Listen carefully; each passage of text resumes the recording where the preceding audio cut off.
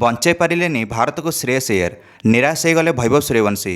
भारत शेष टी20 मैच रे हारीगला आयरलैंड ठारू आ 1 रन हारिकी भारत 2-0 पराजय है। टी20 सीरीज भी हारीगला आयरलैंड ठारू।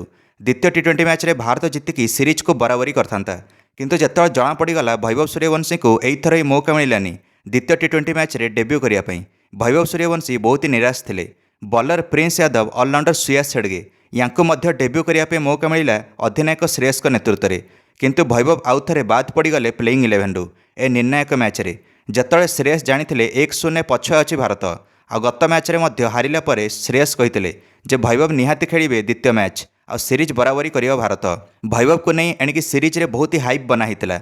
आयरलैंड बेलफास्ट मैदान रे दर्शक आसते बहुत ही आशा नहीं कि वैभव सूर्यवंशी बैटिंग देखिए बोली। किए दर्शक बिहार आसी तो किए चेन्नई रू ता सहित प्रवासी भारतीय भिड़ जमाई वैभव को बैटिंग देखापी आ वैभव डेब्यू करियो बोली आशा करा जाउथला। किंतु अधिनायक श्रेयस अय्यर टॉस बेले कहीदेले आज वैभव सूर्यवंशी आज भी डेब्यू करेनि। ता उपर पुणी श्रेयस अय्यर प्रथम मैच भली आज भी टॉस जीतिकी बॉलिंग नहीं गले जेहेतु जानी प्रथम मैच रे बॉलिंग नहीं कि भारत हारीथिला। एथर किंतु भारत बॉलिंग करके 154 रन रोकीदेला आयरलैंड को निर्धारित 20 ओवर। भारत पर डेब्यू करथिबा एणिके प्रिंस यादव दमदार बॉलिंग कले आ निज 4 ओवर मात्र 22 रन दे 3टा विकेट नेले आ 5 इकोनॉमी रे बॉलिंग करथिले प्रिंस यादव। लागिला भारत अति सहजरे ए मैच जीतिजिवो किंतु भारतर समतल अथवा फ्लाट पिच रे हिरोस आसुवा आम युवा बैटर्स माने आयरलैंड जटिल पिच रे पुणी आउथरे फसीगले प्रथम मैच भली। एणिके टार्गेट चेस बेले भारतर 2 ओपनर संजू सैमसन अभिषेक शर्मा बिना खाता खोली आउट गले। राजस्थान आसीथिबा आयरलैंड बॉलर जय मुंद्रा पूरा हाबी हो गले भारतर टॉप ऑर्डर बैटर्स उपरे। अधिनायक श्रेयस अय्यर को भी 10 रन विदा करदे जय मुंद्रा आ प्रथम 2 ओपनर को आउट कर संपूर्ण 3टा विकेट नहीं जय मुंद्रा। एणिके श्रेयस अय्यर तो बाहरिया बॉल को भिड़ी आनी सीधा बोल्ड हो गले।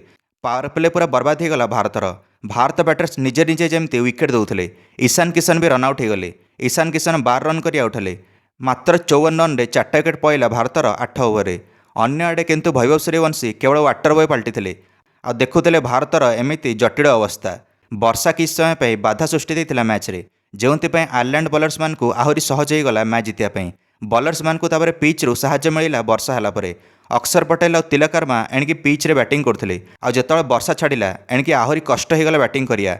तापर किंतु आउट हो गले अक्षर पटेल 15 रन करके। शिवम दुबे आसते और तिलक वर्मा सहित साथ देले किस समय 2टा चौका भी लगे शिवम दुबे और 16 बॉल 20 रन कर आउट हेले। 109 रन रे 6टा विकेट पड़ला भारतर।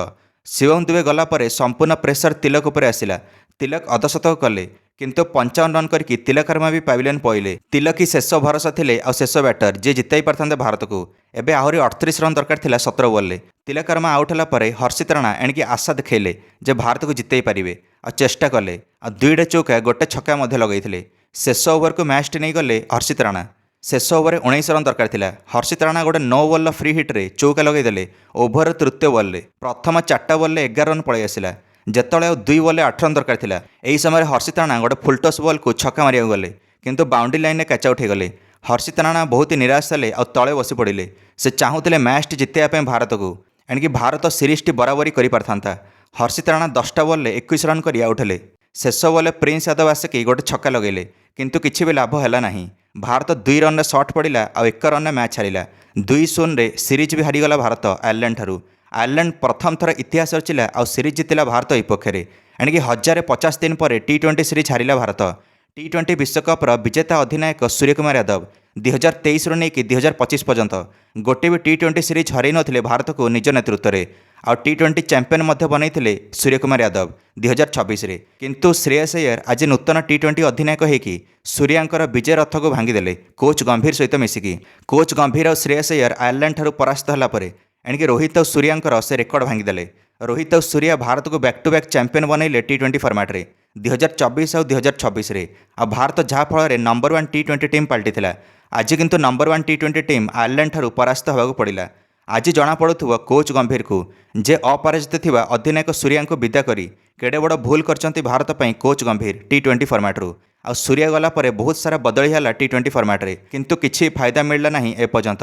ता उपर पुणी वैभव सूर्यवंशी को डेब्यू करने मौका मिलियार थिला आ बहुत सारा हाइप होता वैभव को नहीं। वैभव सूर्यवंशी फायदा उठाला आयरलैंड गस्तरे हाइप करने किंतु मौका गोटे मैच रे मिललानी। ता उपर पुणी आयरलैंड एक्सपीरियंस टीम भी नथिला। यांकर तो 4-5 जन इंजोर्ड थिले एक्सपीरियंस खेली एमाने पूरा युवा खेलाड़ी सहित खेलुले आमर पुणी सुदृढ़ टीम थिला जे बहुत सारा एक्सपीरियंस भी रखुले आईपीएल हो कि टी20 फॉर्मेट हो हेले भी आयरलैंड ठारू परास्त होगा पड़ा। एबे इंग्लैंड गस्तर भारत कौन करिवो? इंग्लैंड विपक्ष में 5टा टी20 मैच अच्छी जुलाई 1 रु सेठी भी जदि भैभव को मौका न मिले सेठी भारत केमिति जितिबो प्रश्नवाची सृष्टि होईछि। आपण माने मध्य भारतर बड़ पराजय रे आयरलैंड विपक्ष में निश्चय मंतव्य कमेंट दे वीडियो को लाइक और चैनल को सब्सक्राइब करदेवे। समस्त क्रिकेट अपडेट्स धन्यवाद।